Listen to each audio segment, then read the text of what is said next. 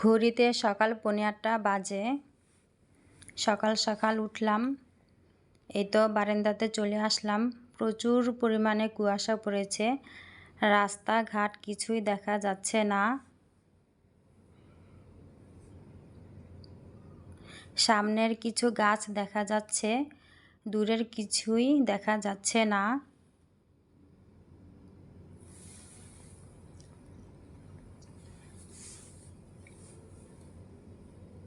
এই তো ছাদে চলে আসলাম। ছাদে তো অবস্থা ভীষণ খারাপ, কুয়াশায় পুরো বৃষ্টির মতো ভিজে গেছে। প্রচুর পরিমাণে কাক রয়েছে।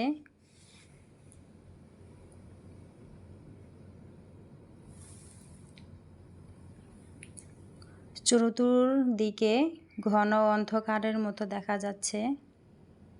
এই তো সামনের কিছু নারকেল গাছ আবছা করে দেখা যাচ্ছে, দূরের কিছুই দেখা যাচ্ছে না। ঘর বাড়ি রাস্তাঘাট কিছুই দেখা যাচ্ছে না। চলে আসলাম রান্নাঘরে। কিছু আল্লা চাল ভিজিয়ে রেখেছিলাম, সেগুলো এখন ভালো করে ধুয়ে নিয়ে এসে ব্লেন্ডারে ফেসে নিলাম। বলের মধ্যে নিয়ে নিলাম, লবণ দিয়ে দিলাম। ভালো করে এখন নেড়ে চেড়ে নেব।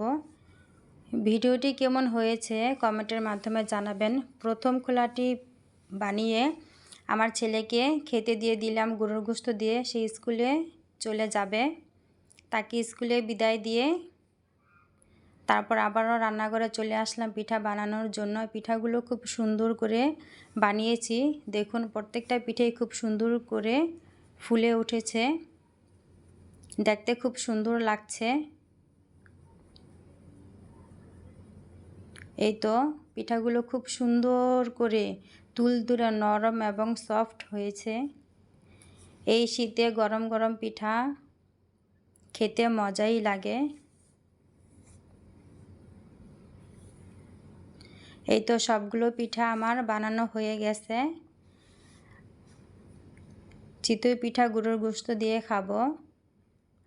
এই তো আমি এখন নাস্তা করে নেব পিঠা এবং গোশত দিয়ে। আল্লাহ হাফেজ, সবাই ভালো থাকবেন।